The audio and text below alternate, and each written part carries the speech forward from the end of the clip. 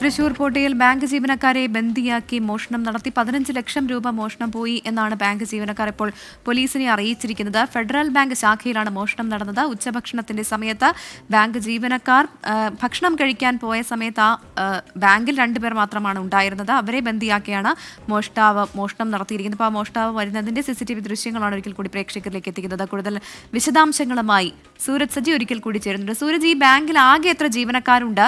ഇവരെല്ലാവരും ഇന്ന് വന്നിട്ടുണ്ടായിരുന്നു എന്നാണോ മാനേജർ പറയുന്നത്? പോലീസ് എന്താണ് ഇതുമായി ബന്ധപ്പെട്ട് പറയുന്നത്? പ്രവിധ, ജീവനക്കാർ എല്ലാവരും തന്നെ ഉണ്ടായിരുന്നു. അവർ ഉച്ചഭക്ഷണത്തിന് വേണ്ടി ജീവനക്കാർ പുറത്തുപോയ സമയമാണ്. ആകെ 4 പേരായിരുന്നു ഈ ബാങ്കിനകത്ത് ആ സമയത്തുണ്ടായിരുന്നെന്നുള്ളതാണ് പറയുന്നത്. ഇതിന്റെ പുറകുവശത്ത്, ബാങ്കിന് പുറകുവശത്തായി അവരിൽ 2 പേർ ഭക്ഷണം കഴിച്ചുകൊണ്ടിരിക്കുകയായിരുന്നു. ബാങ്കിന്റെ പ്രധാന ഭാഗത്തുണ്ടായിരുന്ന 2 പേരാണ് ഈ അകത്തിരുന്ന് ഭക്ഷണം കഴിച്ചിരുന്ന ആളുകളെ പുറത്തു നിന്ന് പൂട്ടി. അതിനുശേഷമാണ് ഈ 2 പേരെ, അതായത് ഈ വരുന്നയാൾ, കയറി വരുന്നയാൾ അവിടെ ഉണ്ടായിരുന്ന ബാങ്കിലെ പിയൂണിനോടാണ് ക്യാഷ് എവിടെ എന്ന് ചോദിക്കുന്നു. ക്യാഷ് എന്ന് മാത്രമാണ് ചോദിക്കുന്നത്. അപ്പോഴേക്കും ഇയാൾ ഈ കൗണ്ടർ കാണിച്ചു കൊടുക്കുന്നുണ്ട്. അതിനിടയിലാണ് ഈ കത്തിയെടുത്ത് ഇയാളെ ഭീഷണിപ്പെടുത്തുന്നതും പിന്നീട് ഈ മാനേജറെ ഭീഷണിപ്പെടുത്തുന്നതും ഒരു ശുചിമുറിയിൽ ഇവരെ പൂട്ടിയിടുന്നതും എന്നുള്ളതാണ് പറയുന്നത്. 2 ജീവനക്കാർ ഇതിന് പുറകുവശത്ത് ഭക്ഷണം കഴിക്കുന്നുണ്ടായിരുന്നു. പക്ഷെ അവർ ഇതൊന്നും അറിഞ്ഞിട്ടില്ല എന്നുള്ളതാണ് പറയുന്നത്. പക്ഷേ ആ സമയം മറ്റുള്ള ജീവനക്കാർ പുറത്തുമായിരുന്നു. അതുകൊണ്ട് തന്നെ വളരെ, അതായത് കുറഞ്ഞ ഇടവേളയുടെ സമയം മാത്രമാണ്. ആ സമയത്തിനുള്ളിൽ തന്നെ ഈ മോഷണം നടത്തിക്കൊണ്ട് പ്രതി ഇവിടെ നിന്ന് കടന്നു കളയുകയും ചെയ്തു. ഈ ശുചിമുറിക്ക് പുറത്ത് ഒരു കസേര വെച്ച് ഈ ശുചിമുറി ലോക്ക് ചെയ്യുകയായിരുന്നു. അതുകൊണ്ട് തന്നെ ഇവർക്ക് ഒരു തരത്തിലേക്കും പുറത്തേക്ക് ഇറങ്ങാൻ കഴിയാത്ത ഒരു സാഹചര്യമായിരുന്നു. ഇതിനിടയിലാണ് മോഷ്ടാവ് ഈ ക്യാഷ് കൗണ്ടറിനടുത്തേക്ക് എത്തി ഈ ഗ്ലാസ് തകർത്ത് അവിടെ കയറി ഈ ഗ്ലാസ് തകർത്ത് അതിൻ്റെ ഡോറ് തുറന്ന് അതിനകത്ത് കയറുന്നു. അവിടെ ട്രേയിൽ ഉണ്ടായിരുന്ന പണം അത് ബാഗിലേക്ക് മാറ്റുന്നു. അതിനുശേഷമാണ് പ്രതി എനിക്ക് പിന്നിൽ കാണുന്ന ഈ ഭാഗത്തുകൂടി ഇറങ്ങി വന്ന് സ്കൂട്ടർ എടുത്ത് പ്രതി പിന്നീട് ഇവിടെ നിന്ന് മടങ്ങുന്നത്. ഇതിനുശേഷം ഈ ജീവനക്കാരുടെ ബഹളം കേട്ടെത്തിയ ആളുകളാണ് ഇവരുടെ ഡോറ് തുറന്ന് ഇവരെ പുറത്തേക്ക് ഇറക്കുന്നതുമെല്ലാം തന്നെ.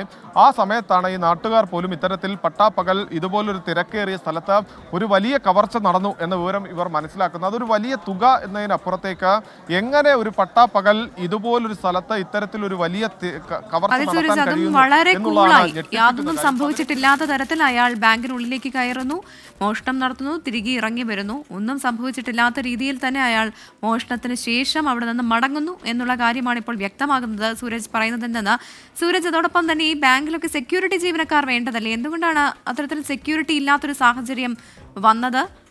ഒപ്പം 15 ലക്ഷം രൂപയാണ് നഷ്ടമായതെന്ന് ഉറപ്പിക്കുന്നുണ്ടോ ഇപ്പോൾ ബാങ്ക് അധികൃതർ? തീർച്ചയായും പോലീസ് അത് ഉറപ്പിക്കുന്നുണ്ട്. 15 ലക്ഷം രൂപയാണ് നഷ്ടമായത് എന്നുള്ളതാണ് പ്രാഥമികമായി ഇപ്പോൾ പോലീസ് ഇവിടെ നടത്തിയ പരിശോധനയിൽ കണ്ടെത്തിയിരിക്കുന്നത്.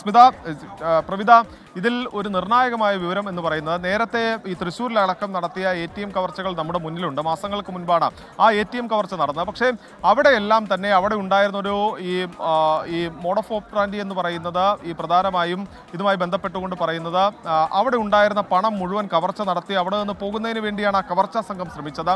അത് കൃത്യമായ ഒരു ഉത്തരേന്ത്യൻ സംഘത്തിന്റെ ഒരു ആസൂത്രണം, അത് അന്ന് മോഷണം നടന്ന സമയത്ത് പോലും പോലീസ് അടക്കം പറഞ്ഞ കാര്യമാണ്. കാരണം ഒരു ഉത്തരേന്ത്യൻ സംഘത്തിന്റെ ഒരു മാതൃക എങ്ങനെയാണോ ആ മാതൃക തന്നെയായിരുന്നു അന്ന് ആ ക്രൈം സ്പോട്ടിൽ ഉണ്ടായിരുന്നത്. പക്ഷേ ഇവിടെ അത്തരത്തിൽ ഒരു ഉത്തരേന്ത്യൻ സംഘം അല്ലെങ്കിൽ ഒരു വലിയ കവർച്ചാ സംഘം, ഒരു കൊള്ള സംഘം നടത്തിയ കവർച്ചയാണ് ഈ ബാങ്കിൽ എന്ന് അനുമാനിക്കാൻ കഴിയുന്ന ഒന്നും തന്നെ ഇല്ല എന്നുള്ളതാണ് പോലീസ് പറയുന്നത്. അതുകൊണ്ട് തന്നെ എളുപ്പത്തിൽ ഈ പ്രതിയിലേക്ക് എത്താൻ കഴിഞ്ഞേക്കും എന്ന് പോലീസ് വിലയിരുത്തുന്നു. കാരണം അതായത് കൃത്യമായി ഈ ബാങ്കിനെ കുറിച്ച് വിവരമുള്ള ആളാണ്. പ്രവിധ പറഞ്ഞതുപോലെ തന്നെ ഈ ബാങ്കിന് ഒരു സെക്യൂരിറ്റി ജീവനക്കാരൻ ഉണ്ടായിരുന്നില്ല. അങ്ങനെ ഒരു സെക്യൂരിറ്റി ജീവനക്കാരൻ ഉണ്ടെങ്കിൽ സ്വാഭാവികമായും ഒരു കവർച്ച നടത്താൻ ഇയാൾക്ക് മുതിരാൻ പോലും കഴിയില്ല. കാരണം ഇതിനകത്തേക്ക് ഒരു ഹെൽമറ്റൊക്കെ ധരിച്ച് വരുന്ന സമയത്ത് അയാളെ തടയും. ഒരു ബാങ്കിനകത്തേക്ക് ഒരു ഹെൽമറ്റ് ധരിച്ച് വരുമ്പോൾ തന്നെ സെക്യൂരിറ്റി ജീവനക്കാരൻ പറയും ഈ ഹെൽമറ്റ് ഇവിടെ ഊരി വെക്കണം എന്ന ഒരു നിർദ്ദേശമെങ്കിലും നൽകിയേനെ.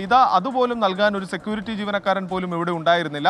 അതുകൊണ്ട് തന്നെയാണ് ഈ പ്രതിക്ക്, മോഷ്ടാവിന് ഹെൽമറ്റ് അടക്കം ധരിച്ചുകൊണ്ട് ഇതിനകത്തേക്ക് കയറാൻ കഴിയുന്നതും പിന്നീട് 2 ജീവനക്കാരെ ബന്ദികളാക്കിക്കൊണ്ട് ഈ കവർച്ച നടത്താൻ കഴിയുന്നതും. അത് കൃത്യമായി ഈ പ്രതിക്ക് ബാങ്കിനെ കുറിച്ച് ഈ മുൻപ് നല്ല പരിചയമുള്ള ആളാണ് എന്നുള്ളത് തന്നെയാണ് പോലീസ് വിലയിരുത്തുന്നത്. അല്ല മറിച്ച് ഈ ബാങ്കിൽ വലിയൊരു കൊള്ള നടത്തുകയായിരുന്നു ലക്ഷ്യമെങ്കിൽ സ്വാഭാവികമായും ലോക്കറിനകത്ത് പണമുണ്ട്. അത്തരത്തിൽ ലോക്കറിലുള്ള പണമോ സ്വർണമോ ഒന്നും കവരുന്നതിനുള്ള ഒരു ശ്രമം നടത്തിയില്ല. അത് വേണമെങ്കിലും ഇയാൾക്ക് സാധ്യമാകുമായിരുന്നു. പക്ഷെ അതൊന്നും സാധിക്കാതെ ഈ ക്യാഷ് കൗണ്ടറിൽ ഉണ്ടായിരുന്ന പണം മാത്രം ലക്ഷ്യമിട്ടുകൊണ്ട് പോവുക, അത് മാത്രം തട്ടിക്കൊണ്ട് എടുത്തുകൊണ്ട് പോവുക എന്നത് ഈ ഒരു പ്രാദേശികമായി തന്നെ, അതായത് ഈ ബാങ്കിനെ കുറിച്ച് കൃത്യമായി വിവരമുള്ള ഒരാളായിരിക്കും ഈ കവർച്ച നടത്തിയിരിക്കുന്നത് എന്ന അനുമാനത്തിലേക്ക് പോലീസിനെ എത്തിക്കുന്നുണ്ട്. എന്തായാലും ഈ പ്രതി ഇവിടെ നിന്ന് രക്ഷപ്പെട്ടിരിക്കുന്നു. പ്രതിക്കായുള്ള തെരച്ചിൽ അത് തൃശൂർ ജില്ലയിൽ മാത്രമല്ല സമീപ ജില്ലകളിലേക്ക് അടക്കം വ്യാപിപ്പിക്കുകയാണ്. പ്രത്യേകിച്ച് തൃശൂരിന്റെ മലയോര മേഖലകളിലേക്കും തീരദേശ മേഖലയിലേക്കും അടക്കം വലിയ അലേർട്ട് നൽകിക്കൊണ്ടുള്ള പരിശോധനകളിലേക്കും പോലീസ് കടന്നിരിക്കുന്നു. പ്രവിധ, ശരി, പഴുതടച്ച പരിശോധന തന്നെ പോലീസ് നടത്തുന്നുണ്ട്.